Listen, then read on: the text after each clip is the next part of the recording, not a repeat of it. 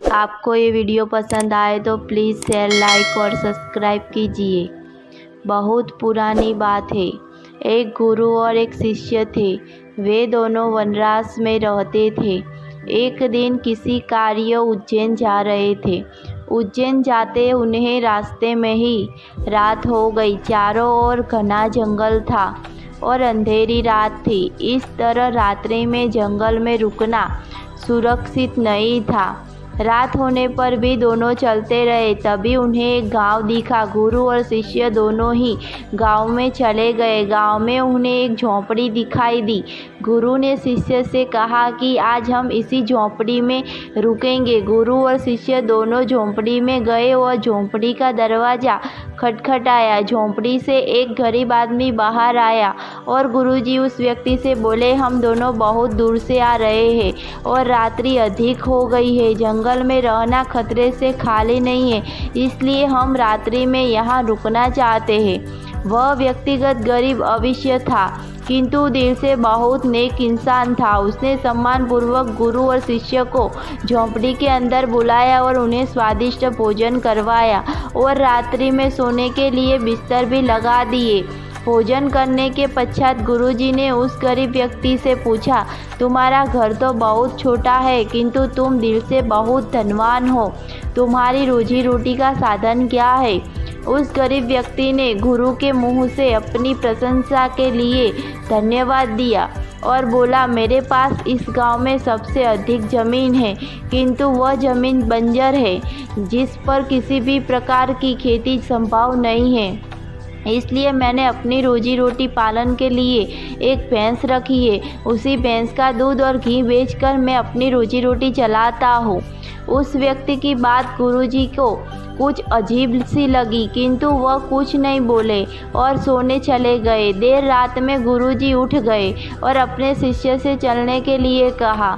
दोनों गरीब व्यक्ति को बिना बताए घर से निकल गए और जाते जाते गुरुजी उसकी भैंस को अपने साथ ले गए। अपने गुरु का ये आचरण शिष्य को अच्छा नहीं लगा और वह बोला, गुरुजी, इस गरीब व्यक्ति के पास रोजी रोटी का यही एकमात्र साधन है। अगर हम इसे ले गए तो ये व्यक्ति अपनी रोजी रोटी कैसे चलाएगा? अपने शिष्य की ऐसी बातें सुनकर गुरुजी मंद मंद मुस्कुराए और शिष्य से बोले, आज से ठीक 10 वर्ष पश्चात तुम इसी स्थान पर आना और इस व्यक्ति से फिर से मुलाकात करना। भोर होने के पहले ही गुरु और शिष्य भैंस लेकर उस गांव से बाहर निकल गए। धीरे धीरे कई वर्ष बीत गए।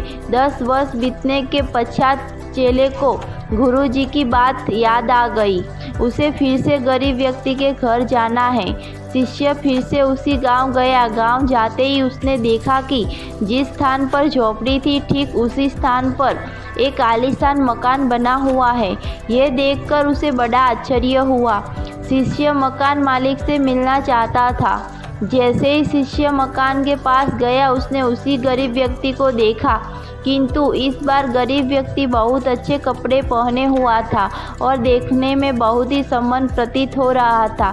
शिष्य उस व्यक्ति के पास पहुंचा और बोला, क्या आपने मुझे पहचाना? मैं वही बालक हूँ जो आज से 10 वर्ष पहले रात्रि हो जाने के कारण अपने गुरुजी के साथ आपके घर रुका था। वह व्यक्ति झट से शिष्य की बात सुनकर उसे पहचान गया और बोला, हाँ, मुझे बहुत अच्छी से याद है।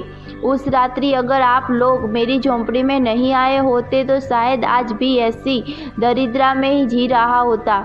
उस रात आपके जाने के बाद मेरी भैंस भी कहीं चली गई और मेरे रोजी रोटी के लाल पड़ गए थे। मैंने अपने बंजर ज़मीन पर मेहनत की और अथक परिश्रम के पश्चात उसी ज़मीन को उपजाऊ बना लिया और अब उस बंजर ज़मीन पर मेरी हरी भरी फसलें लहरा रही है। इसी ज़मीन की बदौलत मैं आज इस गांव का सबसे संपन्न इंसान बन गया हूँ। शिष्य को अब समझ में आ गया कि गुरुजी उस रात को उस व्यक्ति की भैंस क्यों लग गए थे। शिष्य के मन में अब अपने गुरु के लिए पहले से भी कई गुना अधिक सम्मान था। शिक्षा, गुरु और शिष्य की इस कहानी से हमें शिक्षा मिलती है कि गुरु द्वारा लिए गए निर्णय देखने में भले ही कठोर लगे, किंतु वो लोगों की भलाई के लिए ही उठाए जाते हैं।